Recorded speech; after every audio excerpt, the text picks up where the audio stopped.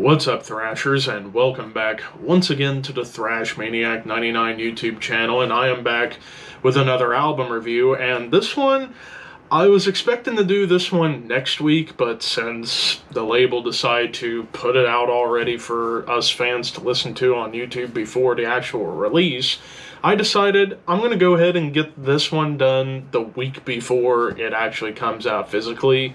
And here we are. So this one easily, I guess I shouldn't say easily, but definitely the most anticipated album for me during the month of June, and that is the latest from Ulcerate, Cutting the Throat of God. This comes out next week, actually, on June 14th, but it came out digitally on June 7th on Dibramir Morty Productions. I don't know if I got that correct, but this is their 7th album overall, and of course, this band has become legendary over the past nearly 20 years. They're from New Zealand, and, well, the best way to really describe Ulcerate, they're like a unusual hybrid of technical death metal, black metal, and post-metal. So, best comparisons I could make would be to bands like Gorguts, Immolation, Deathspell Omega, and Neurosis. But there's some interesting new wrinkles kind of thrown in on this album. Now, I recently got into Ulcerate about a year ago. I decided after I was listening to stuff from the album Everything is Fire, which I still think is a beast of an album, and then slowly getting into some of the other stuff, like some of the songs off of their last one, Stare Into Death and Be Still, which I heard that was more of a transitional album for them in terms of evolving their sound into more darker melodies and more hooks, as opposed to just the visceral chaos that you got on the majority of their discography. Here, I think they push that melody and the catchiness even further, if I must say so myself. And it starts that way with, I would say, at least up until listening to this album all the way through, the opening track, To Flow Through Ashen Hearts, may have been my favorite song of the year thus far, just because the opening clean melodies are just dark and brooding and murky, and then it just unleashes into like doomy dissonance. And of course, this band is well known for its dissonance, almost to the point where they could give Immolation a run for the money for most dissonant sounding band in the world. And while it's dissonant, it remains catchy, and then even the tremolo riffs that come in feel very dissonant, and then like the blast beats and the wild riff arrangements continue that Immolation, but also that later era Gorguts, like Obscura up through Pallades Dust, like that particular era of Gorguts, so like late Gorguts. And then, of course, what was a really cool moment was jazzy drums with black metal tremolos. And, of course, I would say this album is really where I think some of the black metal starts shining through a little bit more. But I also love how they don't abandon that opening clean melody. They come back to it, but then you get more dissonant melodies towards the end. But then it goes into The Dawn is Hollow, which was the first single of the album, and it sounds completely different from everything else on the album in terms of guitar tuning, because if I am thinking, I think most of this album was done in B-flat, I think, so it has that more sinister sound. This one, I think, may have been up to A. It sounded like it. If somebody who knows guitar tunings better than I do that have heard this song, let me know. But yeah, it sounded like they kind of went for a more somber approach. Like the opening guitars kind of remind me of Here and After era Immolation, but then you get fast double bass. It gets, like I said, more melodic. Then you even get some Gorgut style blast beats that I would have heard on Obscura or something like that. But also, I gotta mention, across the board, this album is just plumb full of dissonance and smooth transitions, whether it be into more heavy sections or into clean sections. And whenever you get these clean sections, especially as the album progresses, definitely gives you that post-metal vibe, particularly Neurosis, maybe a little Isis, but I just love how they managed to transition everything so smoothly. There's even a lumbering groove on this track, and then, like I said, the atmosphere on this song feels more somber than anything else. And that clean melody to bring the song to a close was just like the cherry on top. But then it goes back to being dark and evil sounding, with further opening the wounds, doomy darkness to start off.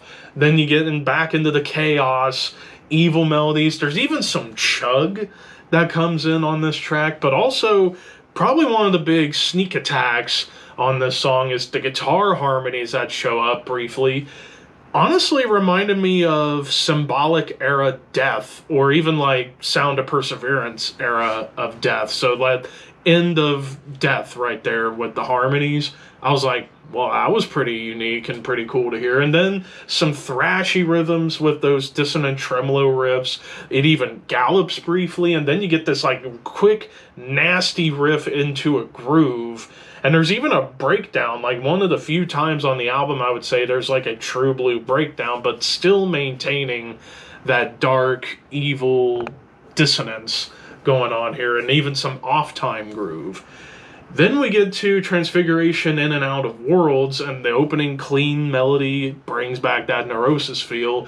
It maintains a doomy edge, and then the atonal riffs show up, drum grooves into blast beats, and at times somber melodies show up again. And I love how every song that has a clean section, they change up the mood. Like here, the clean sections feel more suspenseful. But then there's blast beats on top of this clean section, which I thought was really creative. Then you even get a thrashy rhythm where you get some more chugging riffs coming in, and chug isn't something I would associate this album with too much. But then we get into the final three tracks. To See Death Just Once, which was the latest single on the album, got more of that typical Ulcerate beginning with the fast double bass and dissonance. Almost kind of reminded me of the song Dead Oceans off of The Destroyers of All. And I love the build-ups all throughout, and then eerie clean section comes up. Then it gets thrashy, but with more of those black metal tremolo riffs. And then there's a section of the song that kind of reminded me of Dissection a little bit, with the blast beats and the tremolos going on there. It kind of reminded me of like early Dissection, like in the Somberlane era, I would say. Dissonant melody on top of like more doominess, and then even more Neurosis clean sections.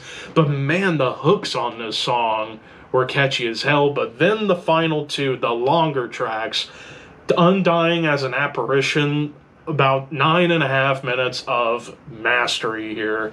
Starts off with like darkness and grooves that kind of remind me of Cattle Decapitation a little bit, like recent Cattle Decapitation. But then one of the only times I would say there's like lead melodies. There's a couple moments where you get a lead melody on this track, and then you get like Immolation Blast, but with darker dissonance that almost remind me of like a more dissonant Morbid Angel a little bit. And of course, the clean sections, more evil and dark, and also, again, hooky melodies, and stays groovy pretty much throughout the entire song. More blackened tremolos show up, and then I love the drum solo that just leads into absolute despair in terms of the melodies to bring the song to a close. And then the final track, the title track, Cutting the Throat of God, the opening riff honestly made me think of Mastodon a little bit before it gets into a more lumbering groove, and there's even some more machine gun riffs going on top, and then some more of those Gorguts moments, and then there's another moment that reminded me of Here and After era Immolation, but with more melody laced through. And also, I think the only song that actually has a chorus, as there's a couple sections that repeat the same line, so that kind of counts as a chorus if you ask me. But again, it's much more somber than most of the songs on the album, off-time grooves, and then the melodies that kind of bring everything to a close kind of remind me a little bit of gothic rock. And I know it reminds me of a particular song, and I just can't think of it off the top of my head as I was listening to it, but it does remind me of something. I just have to figure it out later on. But yeah, in terms of the production, It's massive. The mix is great. Like, the bass is prevalent, and I love the tones they're going for on here. And of course, Jamie St. Murray's drum work is just absolutely insane. I mean, he's probably one of the best drummers going today in metal, or has been since Ulcerate started. And in terms of like the mood that this album is going for, and well, before I talk about that, I really don't have anything to complain about really at all. The moods, the atmosphere that this album is projecting, it's like we're listening to the soundtrack to the apocalypse, because it just, everything with the music, the lyrics, telling stories about how humanity's just descended into darkness, and that we are killing this planet, and God might be ready to strike down the evil. So overall, this is a 5 out of 5. This is a top contender so far for album of the year, just because the musicality behind this album, the darkness behind it, the hooks, the melodies, the dissonance, the overall just wild song structures. Of course, like I said, hybrid of tech death, black metal, and post metal.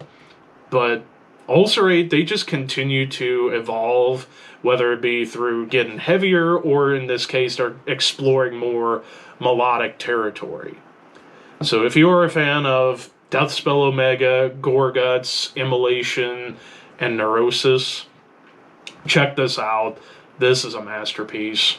Nothing more, nothing less. And I am definitely going to buy it next week. But of course, those are just my thoughts. What did you guys think of Cutting the Throat of God by Ulcerate? Let me know in the comments below. Thank you for watching. Like, comment, share, subscribe, and all that stuff. Keep your horns high and your dreams wet. Thank you for your patronage.